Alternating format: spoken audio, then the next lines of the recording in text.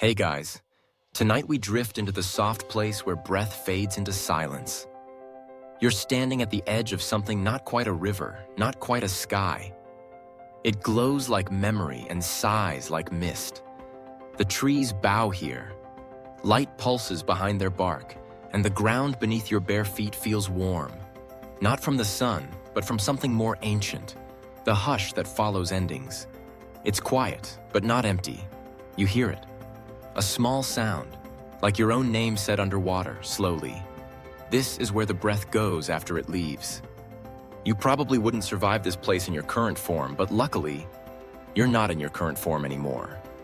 So, before you get comfortable, take a moment to like the video and subscribe.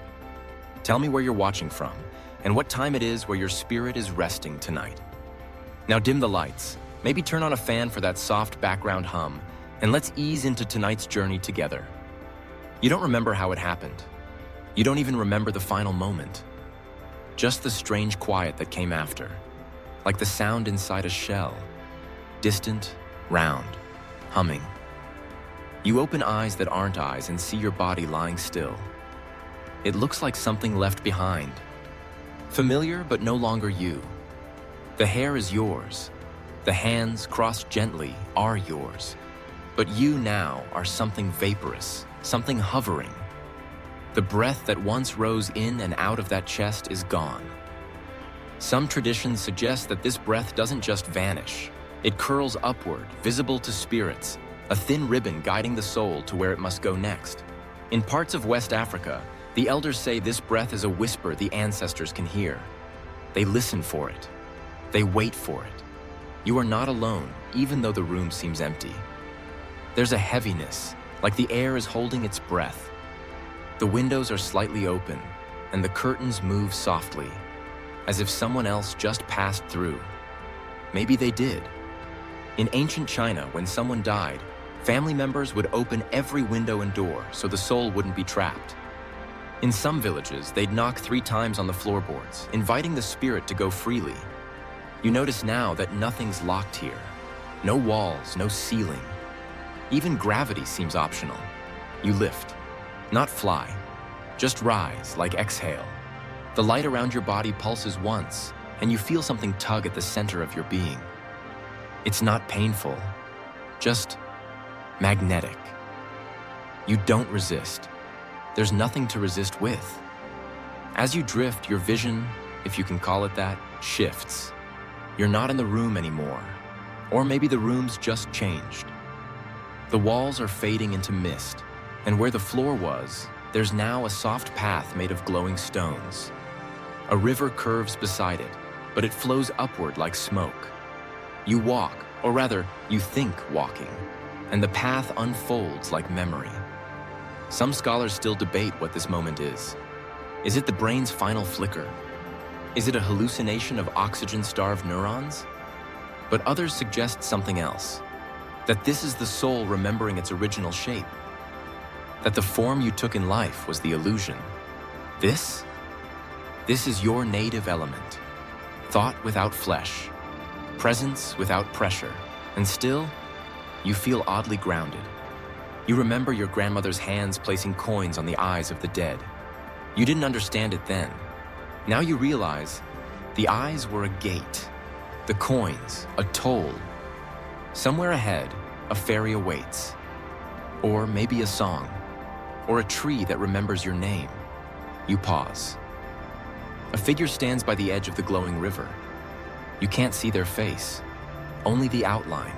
Tall, gentle, wrapped in something that flows like smoke and glimmers like ash. They don't speak, but they nod. Just once. It is enough. In ancient Greece, they said Hermes guided the dead with silence, letting them remember the way for themselves. In the Andes, a condor's shadow was believed to lift the spirit with its wings. Here, now you feel something winged in your chest. Not fear, not grief, just a quiet readiness. The figure steps aside. You pass. Each step is slow, like falling into warmth.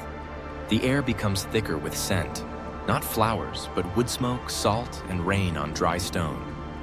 It smells like every season of your life stacked gently together. Then suddenly, music.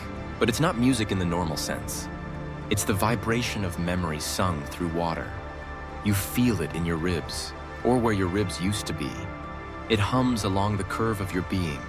It says, "Welcome." You hear a name. It might be yours, or it might be the name you forgot before you were born. Either way, it fits. You walk on, not hurrying. This place has no clocks. Your body is behind you now, not gone, but simply elsewhere. Like an old set of clothes folded neatly on a bed. The way you wore life was beautiful. But this is something else. This is what remains when breath chooses to stay gone. You reach a bend in the path. The river beside you flows into a pool shaped like a mirror.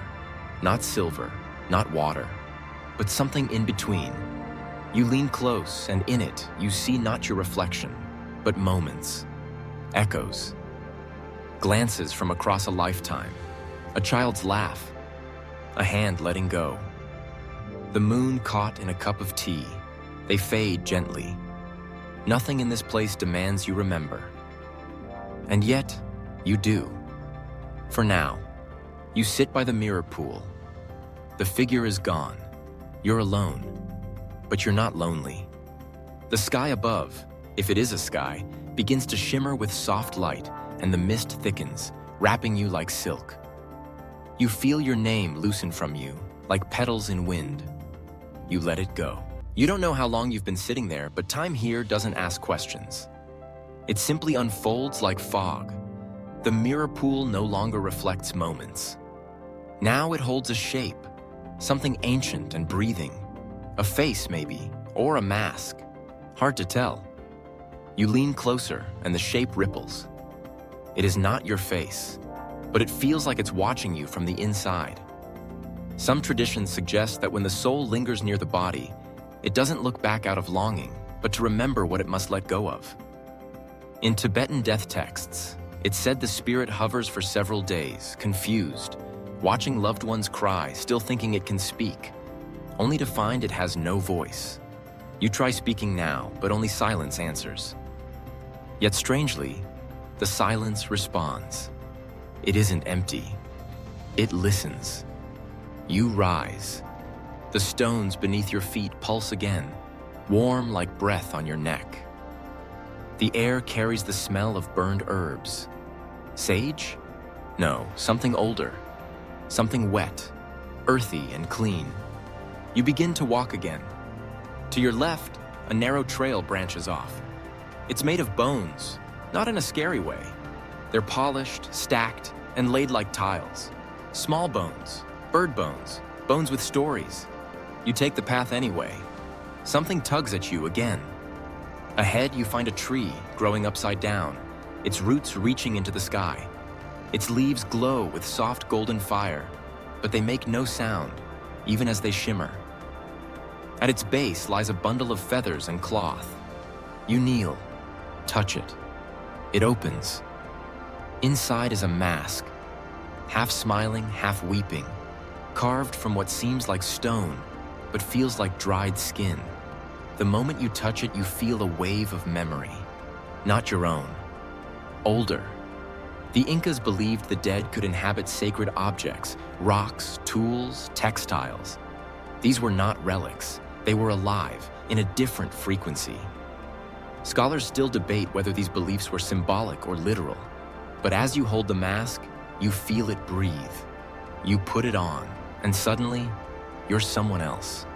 Not a person, a spirit, a guardian perhaps.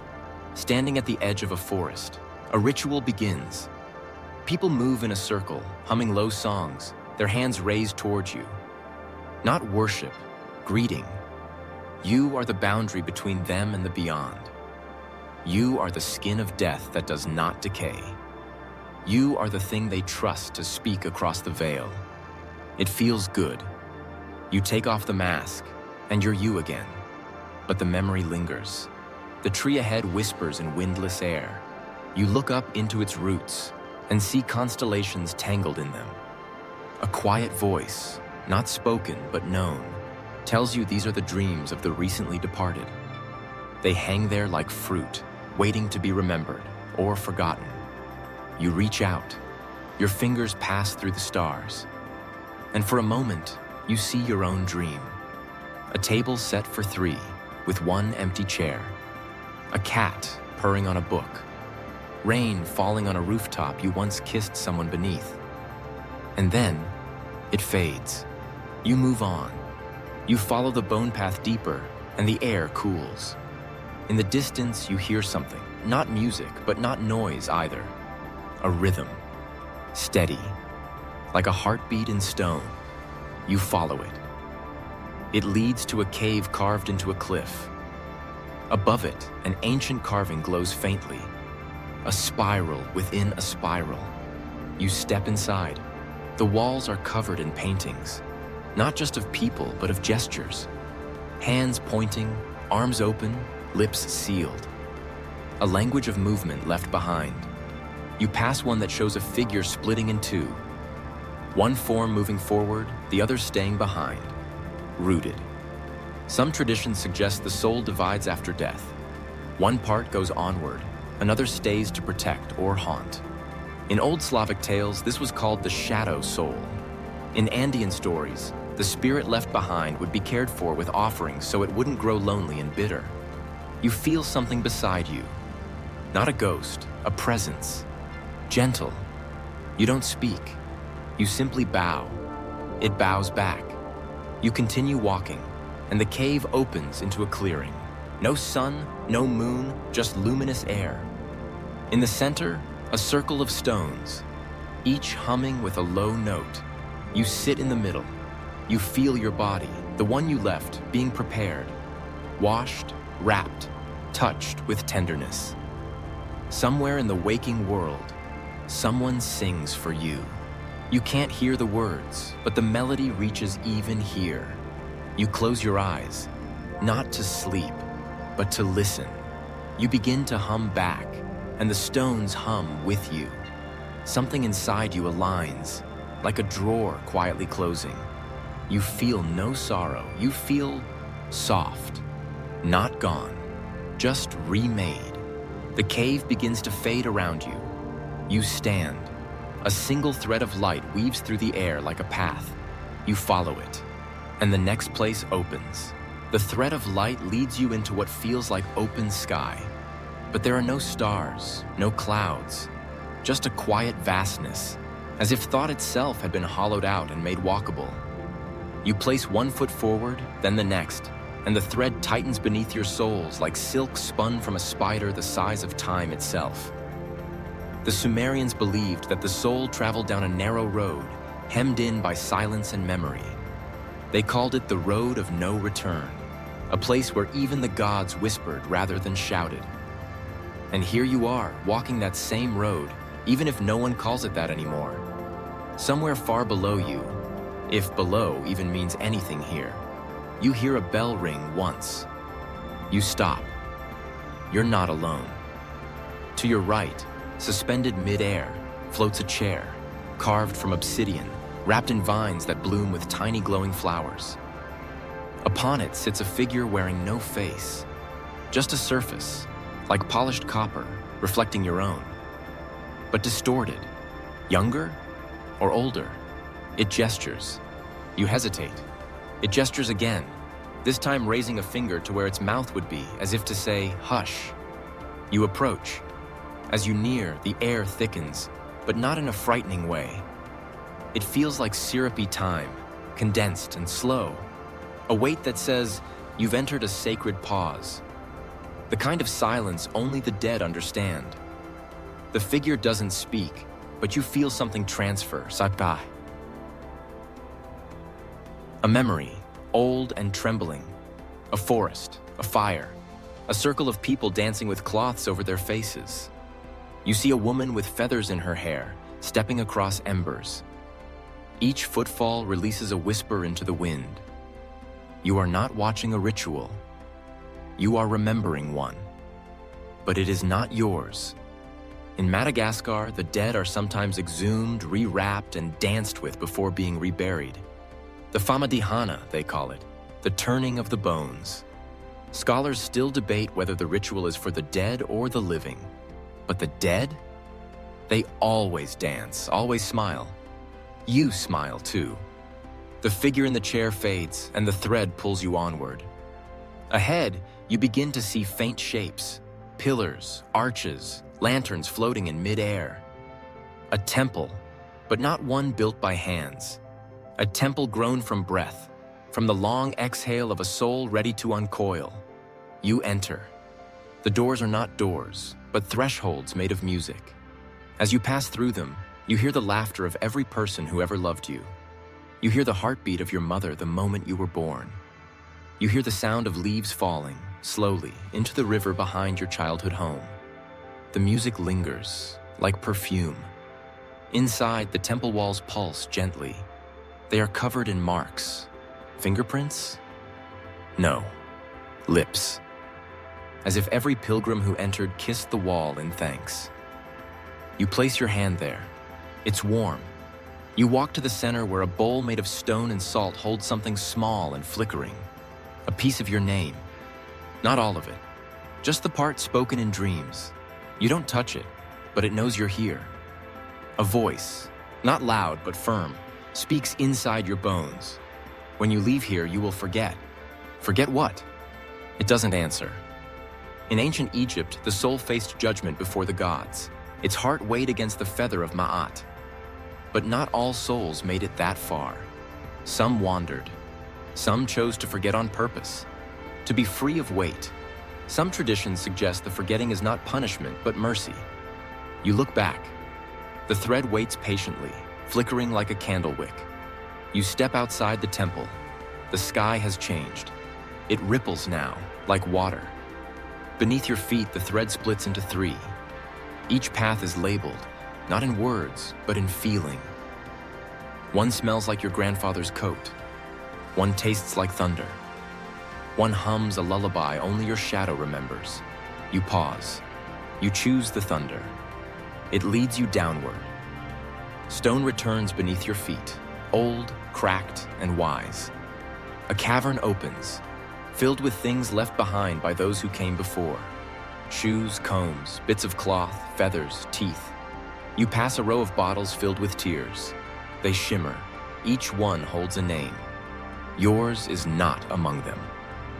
But one bottle pulses as you walk by. You stop. The tears inside are not water. They're stars. You carry on. The path narrows. You squeeze between 2 walls slick with condensation and whispering moss. One word repeats softly. Again. Again. Again. You emerge into a circular room.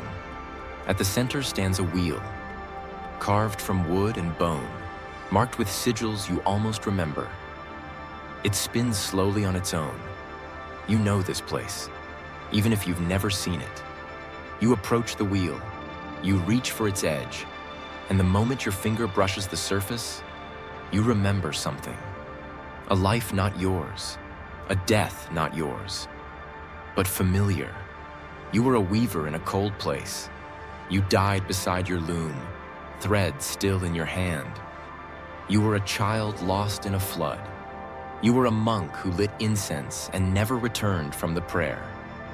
The wheel turns. You are dizzy, and then calm. You step back. A doorway appears behind the wheel. You pass through it, and the sky opens once more. The sky greets you like an old friend, not with warmth, but with stillness. A vastness that listens more than it speaks. You step into it not as someone falling or floating, but as someone remembered by the stars themselves. The thread, now silver instead of gold, coils around your wrist like a gentle reminder. You are not done yet. In ancient Chinese traditions, the soul was believed to pass through stages after death, lingering as a ghost before moving on. Offerings were made for days, sometimes weeks, to guide the departed safely. Paper houses, paper horses, even paper servants were burned so that the next world wouldn't feel so empty. And here, in the folds of this ethereal sky, you begin to see why. Paper, after all, is just memory made soft. You drift through floating corridors lined with shelves. Not bookshelves, but memory shelves. Each holds objects once held by human hands. A broken bracelet, a key with no door, a small jar of breath sealed with wax. You pass them like museum relics, except this museum is yours. And none of these items belong to you. Yet, they ache with familiarity.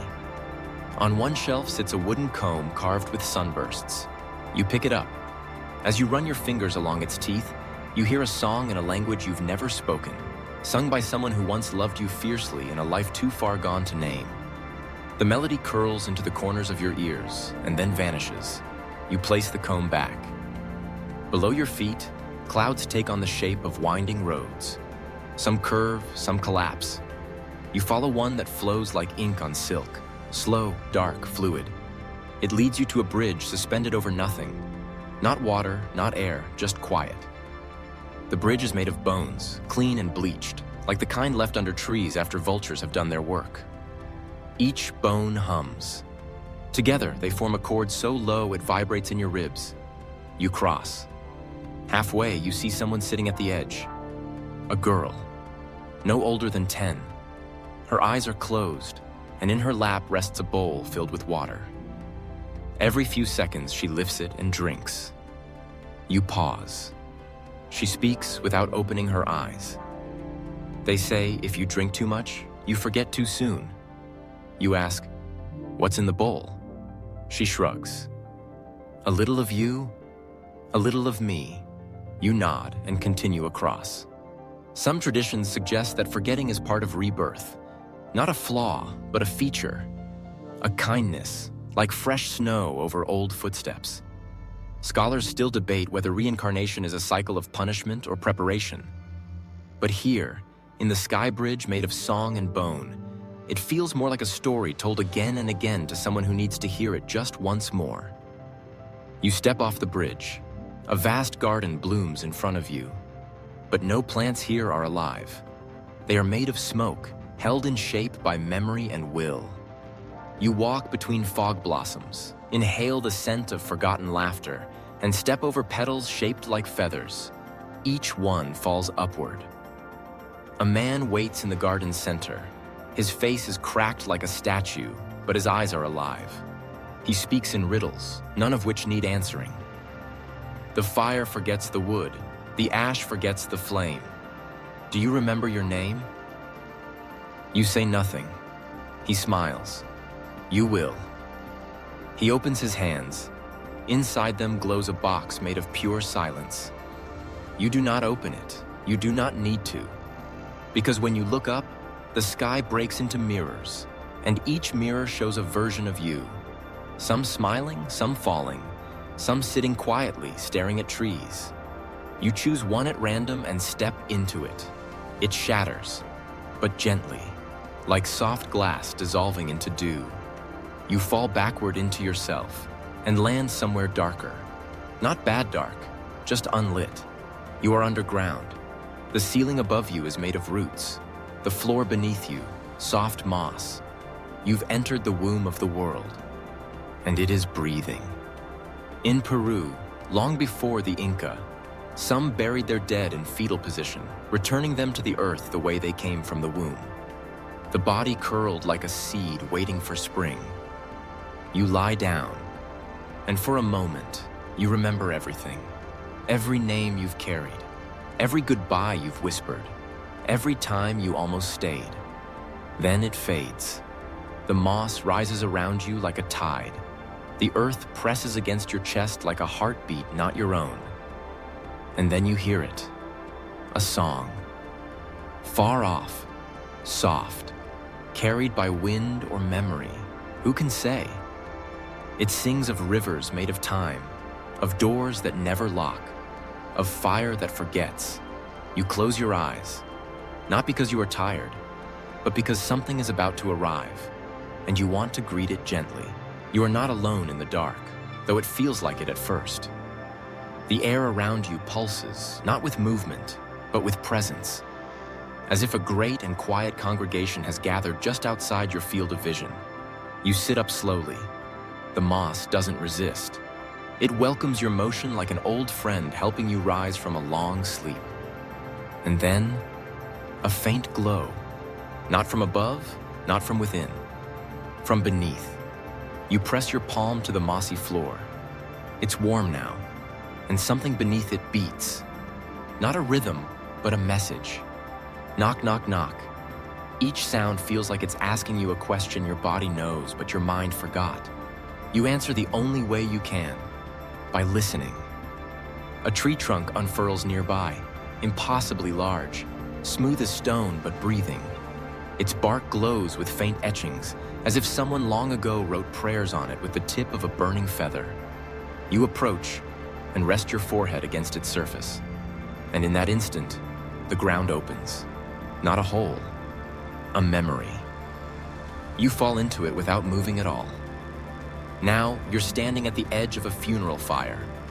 But it's not yours. It's old, older than the word death. And it doesn't burn wood. It burns time.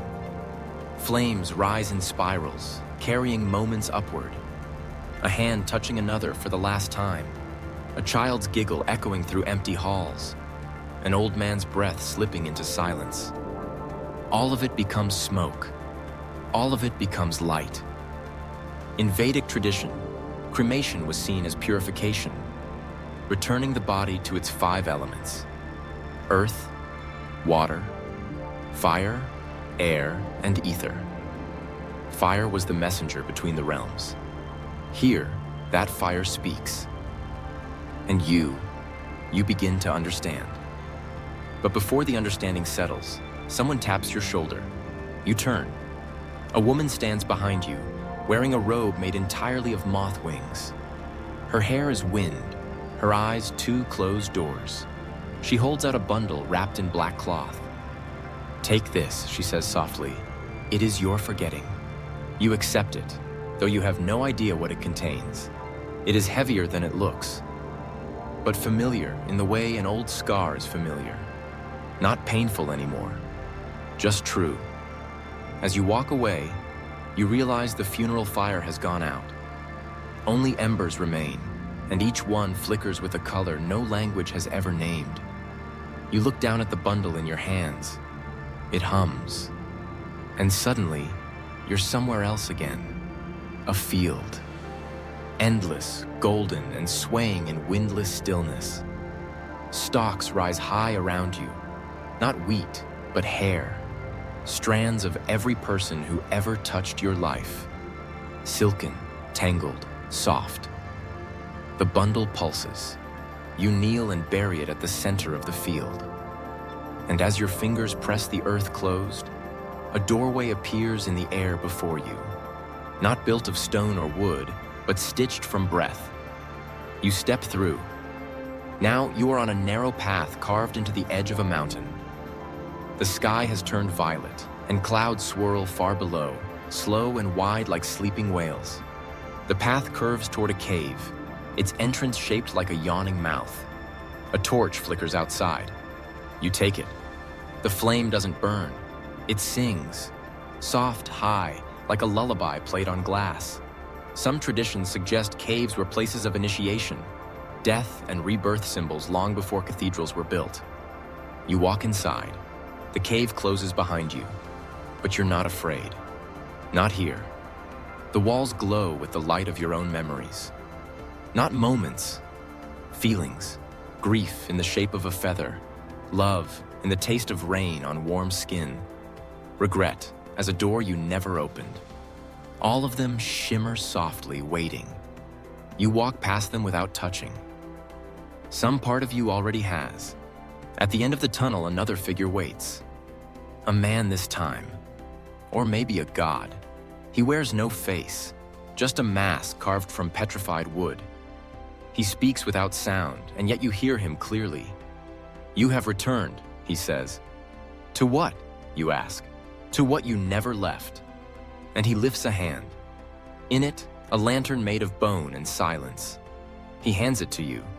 You hold it high. It reveals a path not through the cave, but through yourself. And that path leads down into the roots, into the place where stories begin again. As you descend, lantern in hand, you realize you're not seeking the end. You're seeking the soil. Because flesh, in the end, always remembers the forest. And the forest, if you listen, remembers you too. The roots welcome you. They part like threads, like arms of something ancient that remembers your weight, your scent, the rhythm of your breath when it used to dance under a human chest. The lantern in your hand gives off no flame now, only warmth. Like the soft belly of a sleeping animal, you descend deeper, where roots twist into bridges, then stairways, then ribs of something that once lived and still dreams. The earth hums here, not as noise, but as memory. And then, stone, smooth, deliberate, arranged. You've reached a chamber carved in a time when people still spoke to stone like siblings. The walls are not flat. They ripple like skin, pulse like thoughts beneath bone. You walk the perimeter and find etchings, a procession of spirits.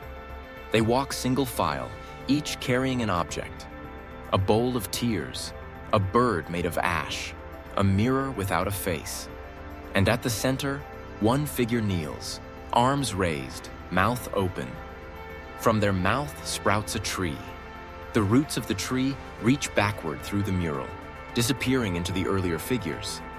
The message is clear, though no words appear. You are the vessel that must be emptied before anything can bloom. Some traditions suggest the body, after death, becomes a vessel of sacred forgetting. A garden where memory turns to offering and pain becomes seed. You sit. The moss here is soft, tinged with blue light. You place the lantern beside you and remove your shoes, or whatever your feet are wearing in this form. The soil is cool. The earth hums. You begin to hum with it. Low at first, then rising. Not a song with melody, but one with shape. And the shape of your hum opens the chamber like a flower. The ceiling, if it ever existed, dissolves. And above you, stars. But not constellations. These stars move. They arrange themselves into stories, into faces, into regrets you never voiced and dreams you never followed. Each star speaks with a color. Each color feels like a hand pressing lightly against your back. Go, they whisper. Go deeper. So you do. The chamber tilts. You slide without fear. Now, water, a pool, perfectly still. The water is dark, but you can see everything in it. Not as reflections, but as truths. Here, in this pool, you see how your face changed each year, how your voice softened around those you loved, how your hands aged like paper folded too often. You see your laughter, your anger, your failures, not as judgments, but as textures. One belief from the ancient Egyptians taught that after death, your heart is weighed against a feather. Here, there is no scale, only the knowing. You step into the water. It isn't cold. It doesn't ripple.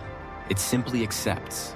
You sink, slowly, not down, but through, like being read by the pages of a book. And then, silence. Not absence of sound, but a fullness of listening. You've arrived in the room where the body remembers the forest. A field stretches before you, not made of grass, but hair.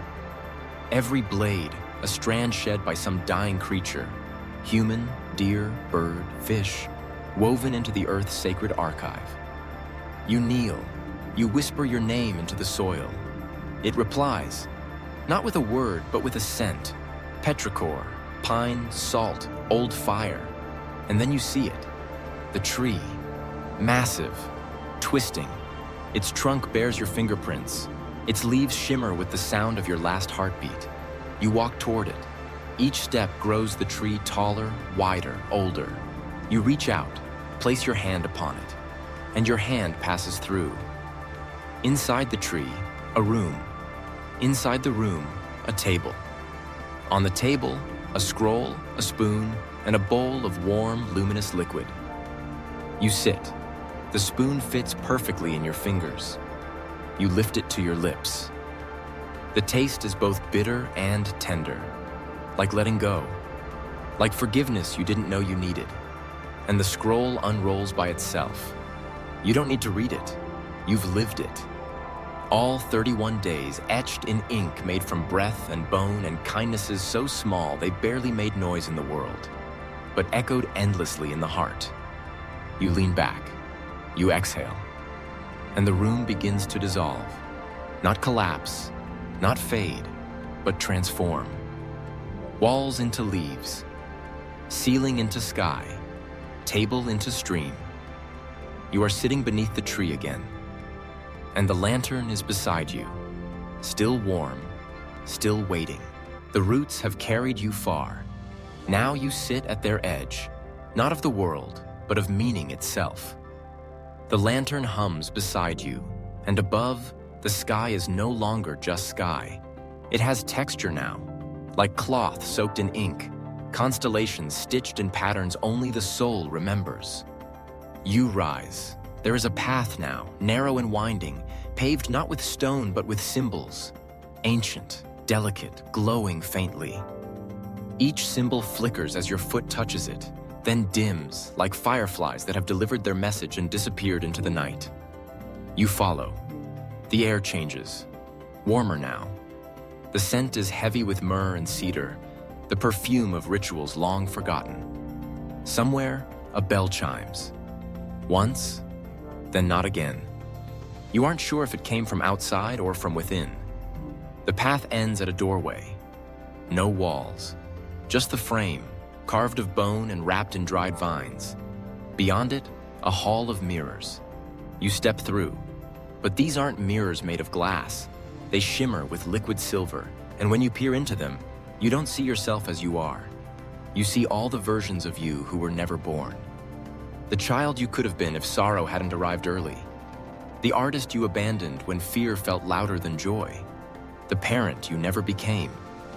The friend you never stayed for. They all look back, not with blame, but with soft, aching curiosity. Some traditions suggest the soul, after death, revisits paths not taken, not as punishment, but as integration. A way to gather the fragments you left behind. You walk past each mirror, bowing gently. "Thank you," you whisper. For what? You're not sure, but they understand. At the end of the hall, a single mirror waits. This one shows you now, but you're seated at a small fire. Alone, laughing. Not at something, just laughing. And you realize that moment hasn't happened yet. The mirror is a promise. You reach out to touch it. Instead, it ripples, like water, and you fall through, not down, but across. You land in a clearing lit by dozens of fires, arranged in a circle. Each one is tended by someone, a figure dressed in ritual garb from every era you can name and many you can't. Inca feathers, Tibetan robes, Norse armor, West African beadwork, Sumerian linen. They turn to look at you, and without speaking, make space for you in the circle. There's a fire waiting. You sit. A bowl is passed to you, carved from obsidian, filled with smoke that smells like cloves and burned prayers. You inhale, and suddenly, memory. But not yours. A woman in a mountain village washing the hair of the dead before burial. A child placing a pebble on a grave, whispering a secret into the dirt. A man building a pyre not out of wood but his own regret, and offering it to the flames. All of them.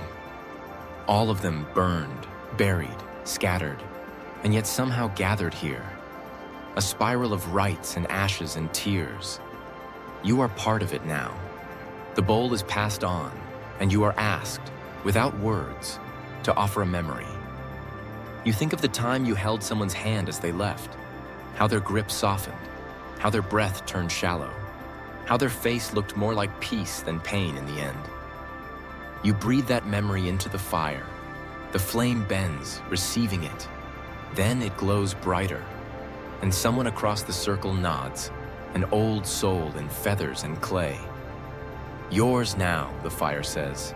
You are the keeper. You nod. Not in understanding, but in agreement. You don't need to understand everything to honor it. Scholars still debate whether ritual memory is collective or individual. whether it's your spirit remembering or the world remembering through you. But in this moment, that question feels small. You rise, the circle opens, and you walk on, not away, but deeper into what the soul must now become. The path ahead is not lit, but your feet know where to go. They have walked this way before. They always have. It is darker now, but it does not feel empty. You walk through a forest where the trees have no leaves, yet each branch glows faintly, as if stitched with memory. The trunks are smooth, stone-like, and whisper names as you pass. None of them yours, but all somehow familiar. Each name is a life. Each life, a seed. Each seed, planted into the soul of the earth. You step gently. Here, the ground is soft, not soil, but ash made sacred. Not burned in anger, but released in reverence. You sink slightly with each step, not out of weight, but because the dead welcome you. At the center of this place, a pool awaits. Still, silent. Its surface holds no reflection. Instead, it shows stories. You kneel beside it. The water is ink black, ringed by pebbles carved with tiny spiral glyphs. You touch one. It hums. And the pool stirs. In its depths, you see the rites of ancient people, how they prepared the body not only for burial, but for journey. A river tribe in the Amazon painting their dead in red ochre, believing color would guide the soul through jungle fog. A Mongolian shaman whispering into a horn, calling spirit horses to carry the dead to the wind world. A Maori elder wrapping the body in flax and singing of the long path to the stars. Each vision rises like breath and then vanishes. Some traditions suggest these rituals don't merely honor the dead. They remind the living that death is a return. Not to nothing, but to origin. To the first forest, the first fire, the first silence. You look again into the water. This time, you see your own death. But it's gentle. You are old. Your hands are thin, resting on your chest. Someone you love is brushing your hair. And outside the window, trees. The same trees that now surround you. You reach toward the water, and it does not resist. Your hand passes through, and instead of wetness, you feel heat. The pool is not water, it is breath. The breath of the world exhaling memory and waiting for you to inhale. You do. And when you do, you feel it. All of it. The weight of every funeral song sung beneath these branches. The warmth of every tear shed into the bark. The flutter of every bird that landed here to watch, to witness, and then to carry something away. You rise. There is a cloak waiting on a stone, woven of bark and bone and dusk-colored silk. You put it on. It fits. It has always been yours. You walk on. The forest bends as you move, not away, but inward, as if creating a path you had forgotten but always existed. In the distance, a drumbeat begins, soft, rhythmic. Not like war, like breath, the heartbeat of the earth remembering you. You follow the sound and find a small circle of stones. Each stone bears a carving, not of gods, not of people, but of things left behind. A ring, a lock of hair, a child's sandal, a flute with no strings, offerings, reminders that memory lives longer than matter. You place something there too. Not an object, but a sound. Your laughter. Just a fragment. It settles on the stones like dust. And the drumbeat stops, not from silence, but from fulfillment. You have arrived at the center of forgetting and remembering. Because here's the mystery. The more you remember who you were, the more you forget what you are becoming. And that is what the journey asks of you now. Scholars still debate whether the self survives death, or whether death is the unraveling of the self to make space for something wider. But you no longer need an answer. You just need the next step. And the forest gives it to you. A staircase, carved into the bark of the tallest tree, spiraling upward. You begin to climb, not to escape, not to ascend, but to return. to the place above the breath, above the ritual, above the mirrors and the fires and the ash. And as you rise, you begin to hum, a tune you don't know but your bones remember. It's the same tune someone sang over you once, long ago, before you were born, maybe even before the world. And now you carry it again, because it was never lost, only sleeping. You hum as you rise, and the trees listen.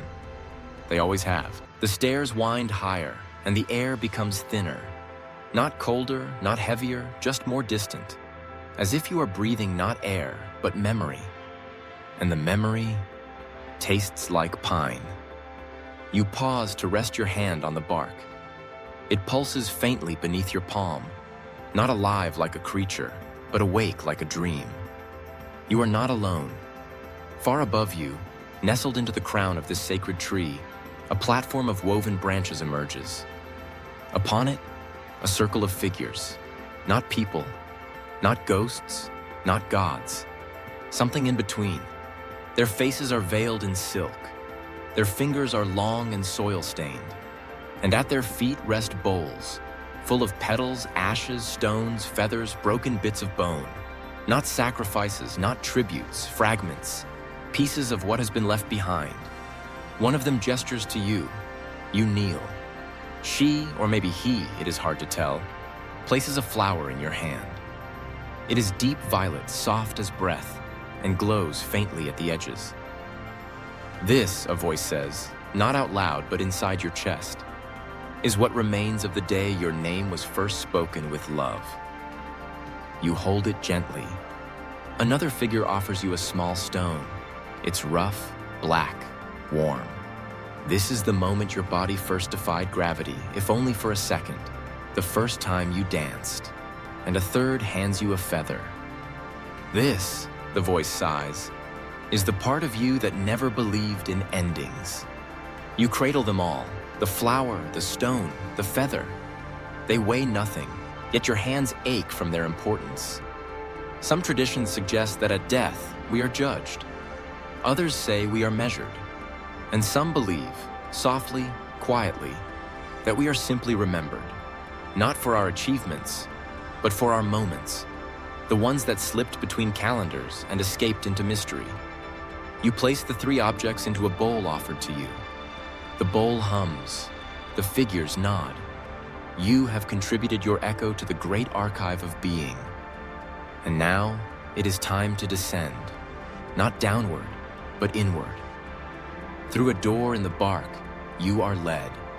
Inside, it is dark, but not frightening. Here, darkness is not absence. It is rest. And in this rest, the body begins to shift, not decay, not dissolve, but reroot. Your feet tingle, your hands stretch, your back curves like a branch catching light. You lie down, and from your spine, a sprout emerges. Not painful, not abrupt, just inevitable. It is the continuation of something ancient that had once been planted in you, and now you are planting it again. The tree accepts you, not as food, not as soil, but as story. And you realize now why the spirits linger here, woven into bark and mist. They are not trapped. They are not waiting. They are listening. To those who come, to those who climb, to those who remember that the flesh is not the end, but the seed. You close your eyes. A lullaby rises in the branches above. Maybe birds, maybe wind, maybe the voice of the forest itself. It sings to your bones, to your thoughts, to the last breath still curled in your chest. And with that breath, you whisper, not a name, not a farewell, but a question. What am I becoming? No answer returns, only light. It spills from the cracks in the wood. It spills from your chest. It spills from the bowl you left behind. And in that light, the silence smiles. Because here, in this sacred cycle where the tree grows from ash and breath returns to sky, you are not a soul leaving a body. You are a body returning to the world. A gift wrapped in soil, a song buried in the roots, and even the boredom of death its long, quiet stretches, begin to feel like pages between verses, not empty, just paused. Because the next life, it is already listening. The silence deepens, not like a void, but like a cradle. You are no longer climbing, no longer walking. You are lying still, and yet the forest moves through you. The roots beneath your body shift gently, as if remembering your weight from a time before birth. You're not buried, you're not placed. You're welcomed, enfolded in something older than stone and softer than myth. Some traditions suggest that when a person dies, their breath rises upward. But the truth, whispered by certain forest elders and almost forgotten tribes, is that breath sinks. It returns to the low places, the valleys, the moss, the mouths of mushrooms. That's where you are now, the sacred humus. In the final stage of the ritual, the flesh returns, not as rotting, but as remembering. There's a part of you that glows, a light not seen by eyes, but felt by soil. The forest leans in to listen.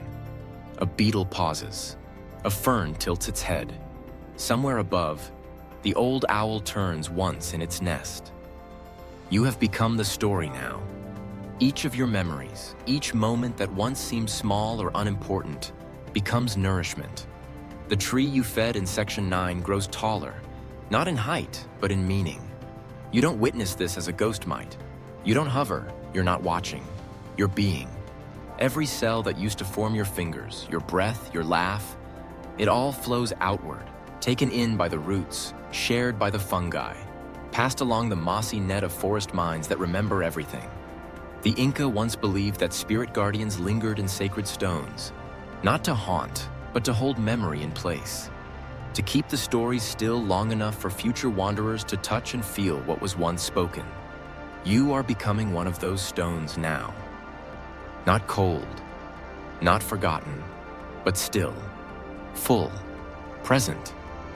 Some scholars still debate whether consciousness can survive after death, or whether we simply fade into the system that birthed us. But in this place, in this ritual, there is no question. You are not surviving, you are circulating. A wind brushes across your cheek, though you have no cheek now. It's the forest breathing your last breath back into you, as wind, as mist, as the kiss of a fawn's nose on morning moss. And somewhere, not far away, another traveler begins their journey. Their feet find the same trail you once followed. They too carry sorrow. They too ask the ancient questions. Where do we go? What happens to the body, to the soul? And when they sit at the base of the tree, they will hear something. A sound like a sigh in the wood. A voice, not speaking words, but presence. It will be you, lingering not as a ghost, but as permission. You gave yourself to the forest, and now the forest gives you to others. In time, you will become the soft bark against a dreaming child's back. You will be the glint in the eye of an old fox. You will be the silence between the owl's wings as it crosses the moon. And in this way, slowly, softly, endlessly, you will never end. You will become ritual. You will become the pause in someone's story where tears fall, not from sadness, but from knowing that they, too, will return. That the flesh has purpose, that the decay is not destruction, that to lie down is not to disappear, but to become the ground for something holier than permanence.